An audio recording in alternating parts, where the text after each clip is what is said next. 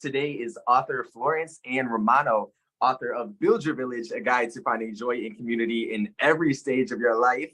There you guys are. Layy, I'm so excited to let's just dive in. It's like I'm ready to get my village going because I've been going through people in my life. I've been trying to dictate who is going to be what, and I just can tell you that I have no idea what I'm doing. So with Florence's help, we are going to jump into this and make sure that all of us have joy, happiness, and establish our villages. Absolutely. That being said, Florence, can you tell us a little bit about your book, Build Your Village, a guide to finding joy in community in every stage of life, and what really inspired you to write the book of this magnitude? Well, during COVID, I was looking around and noticed that everyone on this global level lost their support systems. And to me, that was truly profound because not only did we lose our support systems, but then when it came time for us to actually get back to connecting, we didn't really know how to do it, really didn't really want to do it. And that started me thinking about how do we, at every stage of our life, connect with people and make that very concerted, intentional effort. So I wanted to create 6 villagers that you identify with. You think about, who am I in the village that I'm a part of? And then also, who do I need in my village? And I wanted it to feel doable. I wanted it to feel like, okay, it's not such a heavy lift. I can absolutely acquire this for myself, because we've all read those self-help books or those personal growth books where you're like, I'm not going to do any of this. This is like way too hard. And so I wanted it to feel like it was accessible. And no matter if you're 15 years old or 80 years old, that you have the option of finding your people, and that you also deserve to find your people, and that it's always going to be possible for you. That was good. I love that. So tell me, what is the process for creating your village? Well, I'd say there are different ways that you can go about finding these people, but I always like to say, look at your life, first of all, right now as it is, and start taking inventory of the relationships that you have. And the 6 villagers are, in my book, accepting, dependable, cheerleader, communicator, organizer, and healer. And I always say, without me even saying anything attached to that, like giving you a definition, you're probably already thinking about people in your life that fit that, the definition of maybe what you think that is. And as you start to do that exercise in your own mind, in your own heart, and you do that reflection, you're going to start to find where the nooks and crannies are, where the void is, maybe possibly in your life. Like maybe you have all 6, but you feel like you're still not exactly fulfilled. And as you start to think about that, it becomes more about, are the right people sitting in the right seats? Maybe I'm looking at these people in my life and I'm casting them in these roles, but I'm not actually casting them appropriately based on their skill set, based on who they are as people. I'm trying to make them someone they're not. So if you're just tiptoeing into this for the first time, start thinking about, again, those 6 villagers and what those 6 villagers maybe mean to you, what those definitions mean to you, and then start figuring out where the voids are or where you want to shuffle the deck and start moving people around. Absolutely. And in the book, you discuss at a time in your life when you were working, doing your digital content company, you share real life examples throughout the book. And can you tell us a little bit about your experience when you hit those lows and how you overcame those challenges? When I was running my business, I had come to this point where I didn't realize that I probably needed more help than I was willing to admit. And I wanted to scale my business. I wanted to grow it, but I wasn't actually sure how to do it. So I ended up hiring a business consultant that did this deep dive into the business. And oh my gosh, I felt like I was exposed on every level. I was like an exposed nerve. I felt everything. It was emotional. It was hard. It was vulnerable. And it was during that time, I think, when I needed someone to come in and kind of check me. that I realized that it wasn't weakness necessarily for me to say, I can't do this on my own, or I don't have the answers. And when I started leaning on people, especially during that time in the business, it made me realize that I actually was getting stronger when I felt very weak, when I felt very exposed, like I said. And that village that all of a sudden I created in that moment was maybe just for a certain amount of time, but it was exactly the people that I needed in my life in order to get me to the next chapter. And without them, I would not have learned the skills that were needed in order to continue to grow. And so they played a part in my life for what I call, the primary village and the secondary village. They were kind of that secondary village for me during a very specific time in my life.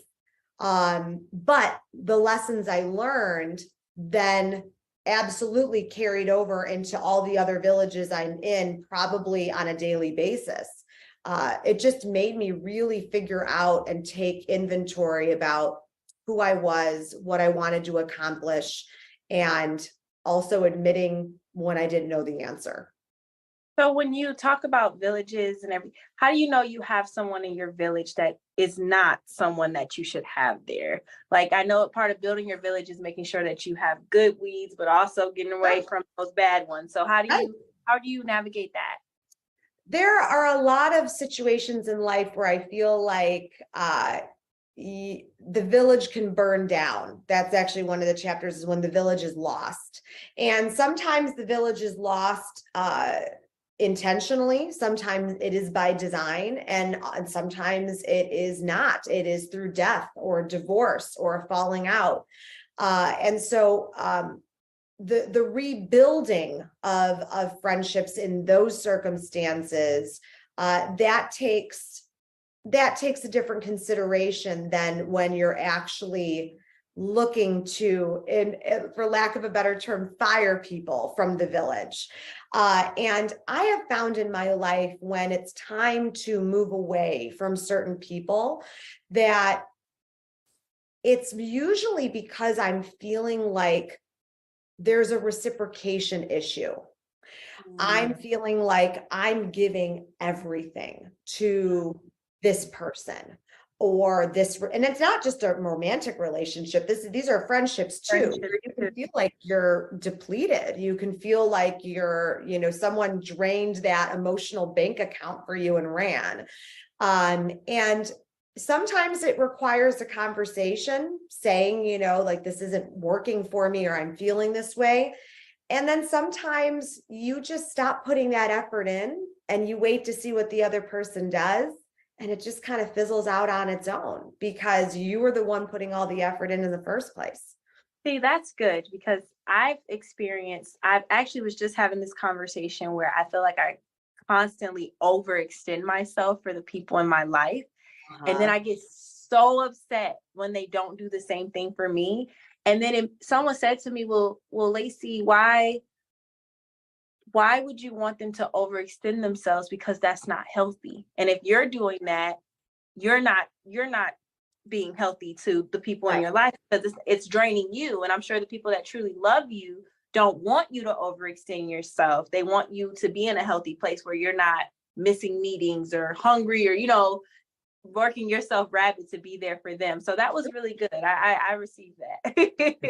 But it's a lesson that I think we all learn constantly in our lives, because and I don't think we ever stop learning it or stop having to exercise that kind of awareness or that self-love practice, because life does get crazy, and you do and I believe, and I think we probably all agree that we want to be there for people. We want to be the people that show up for one another. We want to take care of everyone. And that's fine. But it's that analogy of, you put that oxygen mask on yourself first before you can, put it on anyone else on the plane. And in order for us to be able to love and show up for people, we need to take care of ourselves too in order to do that. And so that practice, and it really is a practice, is something I think we have to be very intentional about, and constantly also working on that skill in our lives too.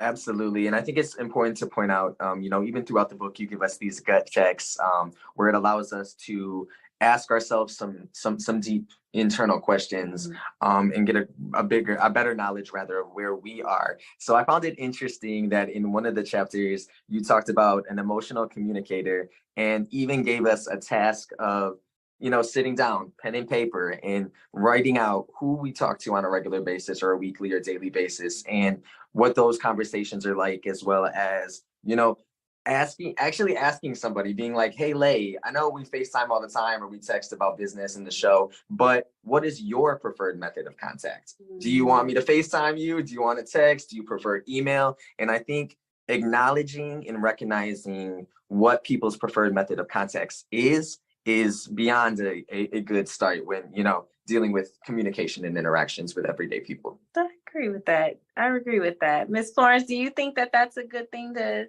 make sure you're checking in with people and not just making assumptions like that? Sure. I mean, there are certain friends of mine who I would never even dare call, because I know that they are not going to they're not going to answer the phone. They do not want to talk to me on the phone.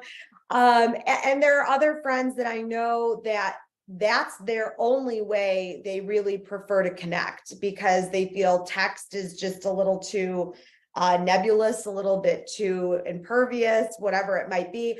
And so yes, you want to meet people where they are instead of where you want them to be. And you also can speak up too about what you prefer.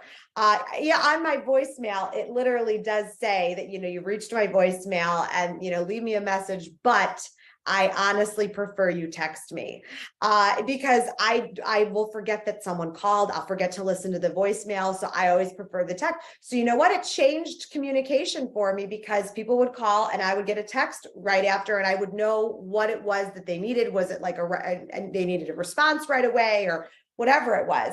And I also have been known with my friends to do this over the years, where I will intentionally call them and leave them a very long voicemail just to upset them. And also just because it's fun just to rattle off a bunch of things. But something I also have started doing with my friends is I'll send a voice note instead of a text message. And, because sometimes I could be, right? You do the too late. Yeah. I mean, sometimes you've got a lot to say and you're like, I'm not going to compose a novel. No. So, yes, right? sure. But not everybody wants that, because they don't want to listen to it, or they're somewhere where they can't listen to it. They rather read it. So, communication is hard, but I think setting the expectation, that changes the whole game. If you know what someone prefers, then you are going to set yourself up for success with that communication with that person. And then you won't feel disappointed, or you won't feel like you're bothering someone, or, because you'll know what the boundaries are. I love that. Now, Ms. Florence, what do you want people to be the takeaway when they all go by Build Your Village? Oh, you're so sweet, the two of you. There's a lot of takeaways, I suppose, but the first thing I would say is this practice of building relationships and connections. It's not something I would consider a lifestyle, though you could say it is. Connections and relationships are part of the lifestyle of your life. I like to think of it more as a love style. What I'm trying to create here is really rooted in a lot of consciously compassionate work, whether that's compassionate work you're doing with yourself, you're doing with other people. It's rooted in a lot of empathy. It's rooted in a lot of self-awareness. I want the book to be able to grow with you. It's evergreen in nature. No matter what you're going through in life, if you're feeling totally overwhelmed, totally isolated, depressed, whatever it may be, because you feel like you're lacking in that connection, I want you to feel like you can always come back to the book to be that North Star for you, to guide you, to help you figure it out as you're going through different transitions in life. So for me, the biggest takeaway is that people realize that the book should be able to be worked like a workbook constantly in your life whenever you need it. It will always apply. I love that. A love style. Yes, a love style. A love style. We've been talking a lot about love and relationships on the show.